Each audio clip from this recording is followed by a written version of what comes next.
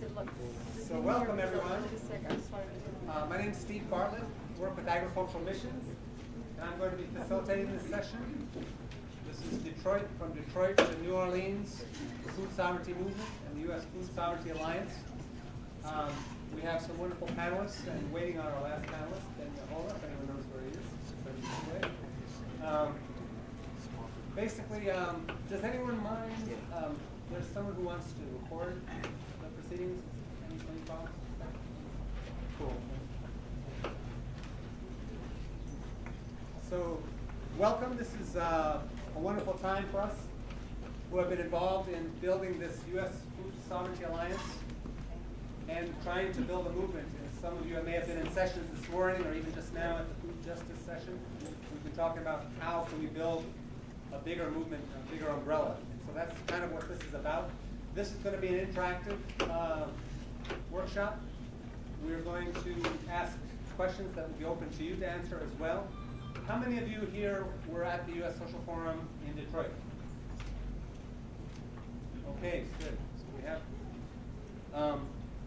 We'll be asking for some of your inputs as well. And at the end, we're going to be kind of doing a brainstorming session. We're open to proposals about what the U.S. Food Sovereignty Alliance is going to be doing in the next year and have a discussion about those possibilities. So to begin with, I've been asked to give a brief summary of what food sovereignty is and what the reason we got together as we did in Detroit.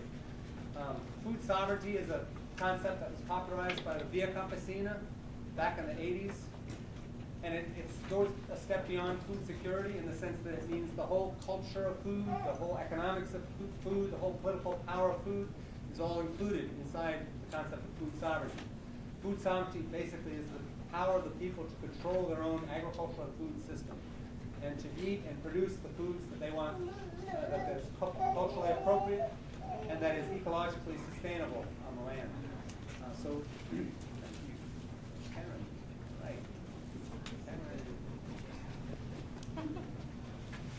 If you did not receive an evaluation, can you raise your hand and I'll come around? Okay, thanks.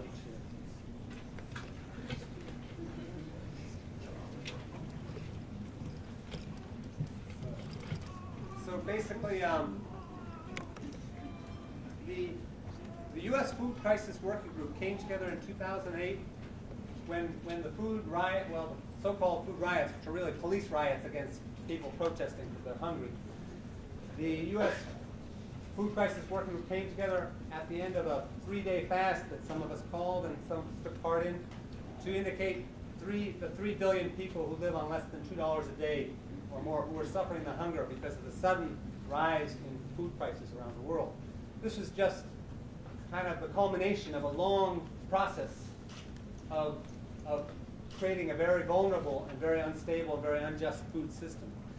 So that brought a bunch of organizations together, and we launched a campaign called Ending Poverty Through the Rebuilding of Local Food Economies.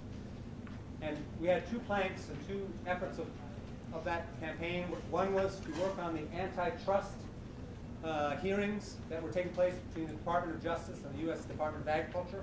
They've had a bunch of events this year. To use that as a stage to raise the voices of the people impacted by the food system. And the other plank of our campaign was to mobilize, do outreach among grassroots groups, and to convene a food justice convergence at the U.S. Social Forum in Detroit. And that's what we did. And in June, we had the first People's Movement Assembly on food sovereignty. We had a lot of events and activities in a tent in a part of the Canopy City in Canopy Village, they called it, at the U.S. Social Forum in Detroit. And for those of you who would like to read the declaration that came out of that, you can go online to the PMA 2010 website. Our declaration is out in English, Spanish, and French. It's gotten a lot of positive feedback from around the world.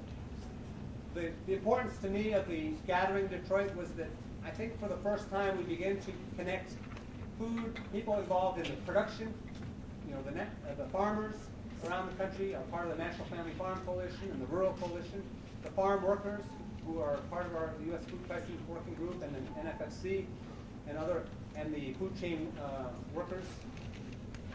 These groups all came together with many urban agricultural groups that are fighting for justice and fair access to food in the cities. So that's the umbrella. We're trying to build a big umbrella that deals with the whole food system. And our alliance is called the U.S. Food Sovereignty Alliance. So to begin with, I want to ask the panelists, what were the highlights of the U.S. Social Forum from a food justice and food sovereignty perspective? And you can decide in what order you'd like to speak. So what were the highlights of the U.S. Social Forum and our food justice convergence from a food sovereignty perspective? Hi everybody, sorry I'm late. It's that food. I think basically what was really inspiring for me is the fact that sometimes when you do this work, you think that you're the only person doing this work or you're the only city doing this work.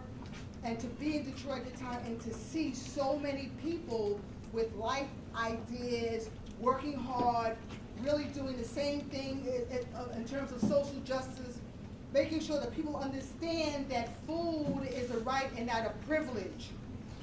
And I think what we also got out of it is that we continue to network. Till this day, we continue to network because this is a movement. This is our new civil rights movement. It's not happening not only here in New York and Detroit and Oakland and all over, but it's happening in Haiti and Santo Domingo. And it was so great to sit down and hear the voices and hear the struggles, not only here in the United States, but worldwide, and how this movement is growing and how we will not be stopped. And it's not a movement that's from top to bottom, but it's a movement, it's a grassroots movement from the bottom up.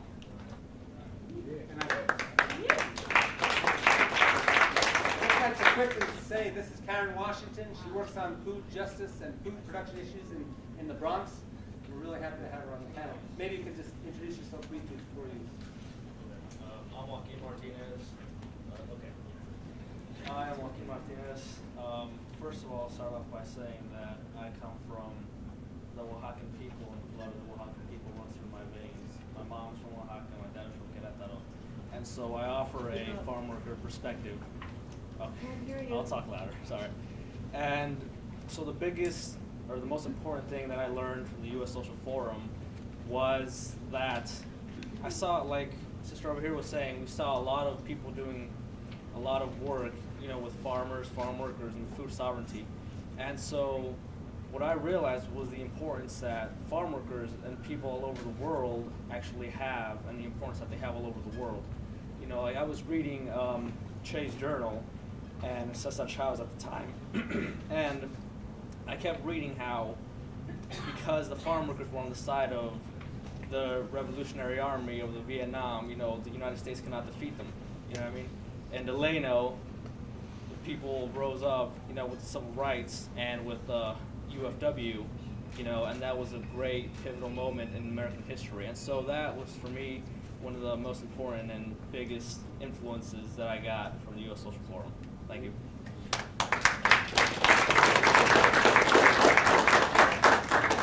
Hi, I'm Neferah. I'm from the Detroit Black Food Security Network, Detroit Black Community Food Security Network, from Detroit, Michigan. And I was very honored to have the U.S. Social Forum in Detroit. What I got most out of it is that, you know, like Karen was saying, sometimes you're so busy in your struggle, in the work that you're doing, that you feel that you're the only one doing it. And so we're fighting for food justice in Detroit because, you know, I live in Detroit and we don't have grocery stores or access to fresh produce unless we're living on the east side. We can't go to a market in our neighborhood. I have to go to another city to get fresh fruit from a fruit market.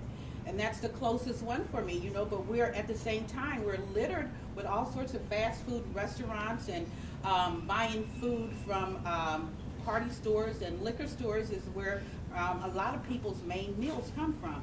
And to see other people with that struggle, and it was so encouraging. And when I saw my Haitian brothers and with everything that they were going through, they took time from what they were doing to come and to share what they shared with us. It really, really touched me. And to see people from all over the world having the same struggle that we're having also. And so it's encouraging. In a way, it's sad because we're all dealing with the same thing, but it's encouraging to know that we're all working together. And if everybody work together on one thing, it becomes a movement. And so there I can see the light at the end of the tunnel. Thank you.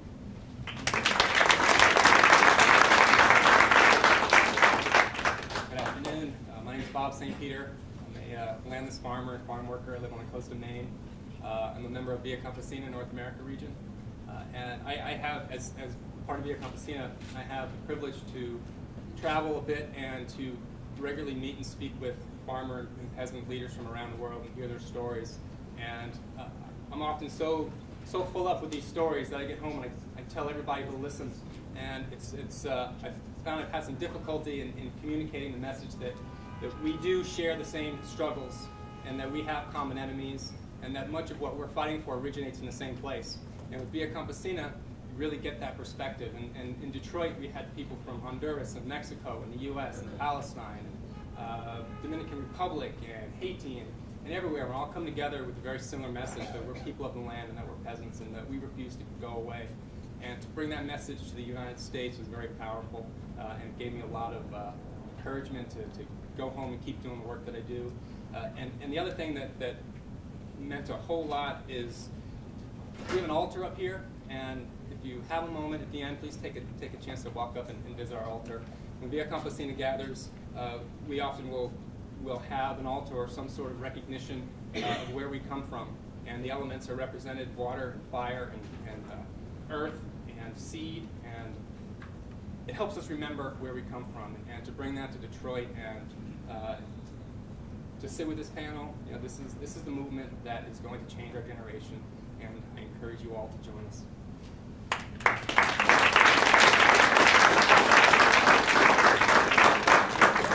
My name is Ben Yehoa. I work for the Muskogee Food Sovereignty Initiative out of Oklahoma. And one of the things that I see is a repeat of history that is happening, but on a level of where it is the people, all people coming together.